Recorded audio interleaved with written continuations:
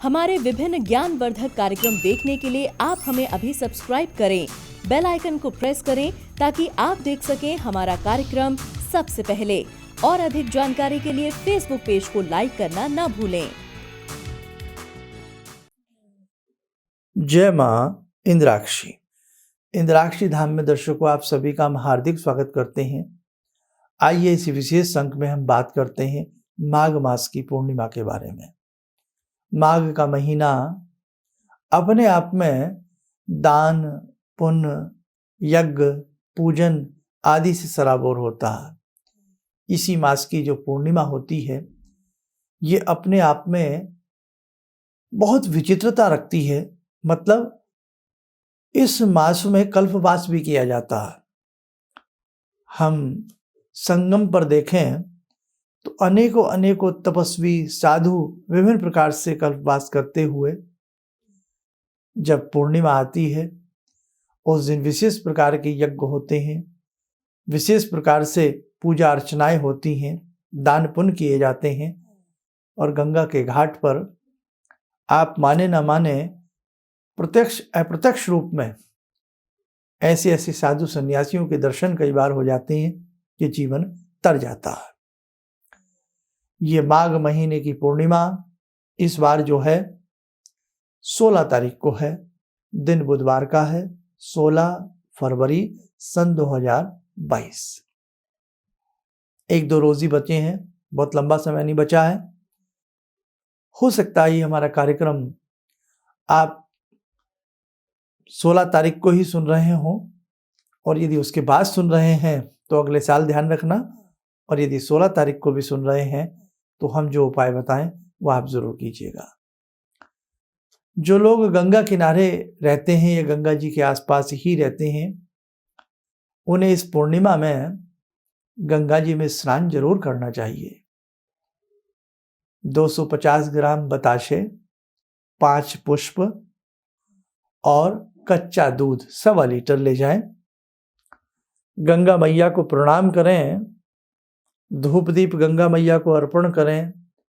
मीठे जो बताशे होते हैं ना, सफेद वाले समझते हैं, वो बताशे गंगा मैया में छोड़ दें और 1.25 लीटर दूध कच्चा, उबला हुआ नहीं होना चाहिए, उसकी धारा बना करके गंगा मैया को समर्पित कर दें। जिन परिवारों में पितृपक्ष में या पितृदोष रहता हो या नाना भांति की अशांति रहती हो, नाना भांति की कुछ न कुछ बाधाएं परिवार में उत्पन्न होती हों, प्रत्येक वर्ष माघ मास की पूर्णिमा में गंगा मैया को कच्चा दूध अर्पण करें, बताशे अर्पण करें और माँ गंगा से आशीर्वाद प्राप्त करें। माँ गंगा पापों को नष्ट करने वाली हैं। जब इस संसार से हम जुदा होते हैं हमारी अस्थियां गंगा मैया की गोद में ही प्रवाह की जाती है। तारणी है ये, देखा नहीं 60,000 पुरखों को कैसे तार दिया। भागीरथ जी की कृपा से गंगा मैया भगवान शिव की जटाओं से होती हुई किस प्रकार से धरातल पर आई। हर घर में, हिंदू घर में गंगा जल आपको जरा से जरूर मिलेगा। चाहे विदेश में आप रह रहे हो, लेकिन वहां पर भी प्रयास होता है कि मेरे घर में गंगा जल रहे। रिमझिम बरसात से बरसता हुआ जल जो मेघों की गर्जना से बरसता है, अगर वो जब गंगा जी में विलीन होता है तो वो भी गंगा जल बन जाता है। इसलिए ध्यान रखें, मन की पवित्रता के लिए, तन की पवित्रता के लिए, ग्रहों की बलिष्ठता के लिए, जीवन में संकटों के विनाश के लिए गंगा मैया का पूजन हमें जरूर करना चाहिए। जो साधु सन्यासी कल्पवास करते हैं ऐसे प्रकार के तीर्थों में जाकर के, नाना तीर्थ है हमारे भारत में, लेकिन इस मौके पर प्रयागराज में जाकर के बहुत लोग कल्पवास करते हैं। आप इतना दूर नहीं जा सकते हैं तो 16 तारीख की सुबह नहाने धोने के पश्चात थोड़े से गंगा जल का आचमन जरूर अपने ऊपर कर लेना। और 1 चम्मच गंगा जल अपनी सीधे हाथ पर रख करके गंगा मैया का स्मरण करते हुए उसे जरूर आप उसे अपने बच्चों में सबको जरूर देना। अंत समय भी जब व्यक्ति का आता है तो मुंह में गंगा जल डाला जाता है।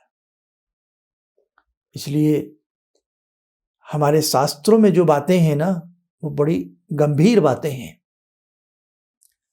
संसार का ऐसा कोई जल नहीं है जल्दी से, गंगा जल आप 1000 साल अपनी कैनी में, कनिस्त्री में कहीं भी रख लीजिए, वो खराब नहीं होता। उसकी गुणवत्ता जो कि तू बनी रहती है। इसलिए ध्यान रखना, जो लोग गंगा किनारे नहीं हैं, दूर हैं, जैसे हम लोग दिल्ली में हैं, आप लोग कहीं विदेशों में हैं, कोई महाराष्ट्र में है, कोई पंजाब में है, कोई छत्तीसगढ़ में है, कोई बिहार में है, कोई एमपी में है, कोई गुजरात में है ना, जगह जगह आप लोग रह रहे हैं। तो एक कटोरी में थोड़ा सा गंगा जल पूर्णिमा के दिन, जो ये 16 तारीख की आ रही है, सामने रखना। उस गंगा जल को ही गंगा मैया समझ करके पंचोपचार पूजन करना, धूप दीप देना, है ना। और बाद में वही गंगा जल थोड़ा थोड़ा सा अपने घर में सबको पीने को दे देना, और अपने घर में थोड़ा, अपने ऊपर थोड़ा छींटे भी मार लेना, प्रोक्षण कर लेना। शांति पाठ जिन्हें आता है वो शांति पाठ कर लेना। ओम दौ शांति अंतरिक्ष, है ना, जिन्हें आता है वो कर लेना, नहीं तो कोई बात नहीं, गायत्री मंत्र पढ़ते हुए छींटे मार देना। अब हम दान की बात करते हैं। मुसाफिरों को, तीर्थ यात्रियों को आप भोजन कराएं माघ पूर्णिमा में। अस्पताल हैं, कहीं दूध बांटें, दवाइयाँ बांटें, कहीं गरीब बच्चे रहते हैं, उन्हें पुस्तकें, किताबें दिलाएं। फकीरों में ऐसे और बहुत लोग हैं जो आपसे यथाशक्ति बन सकता है दान पुण्य कुछ ना कुछ करने का प्रयास करें। अन्न का करें, वस्त्र का करें, कुछ भी करें।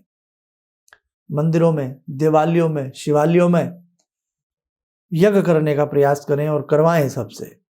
नहीं तो अपने घर में ही सूक्ष्म हवन ही सही, गायत्री मंत्र की 24 आहुति दे लें, अपने इष्ट मंत्र की आहुति देवें, और गंगा मैया के गायत्री मंत्र की आहुति। इंटरनेट पर सब कुछ मिल जाता है अब, तो उन आहुति दे सकते हैं।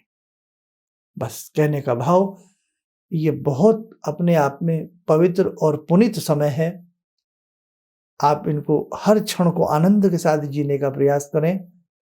और ये जो 16 तारीख की माघ मास की पूर्णिमा है, इस पूर्णिमा में पुण्य कमाने का प्रयास करें।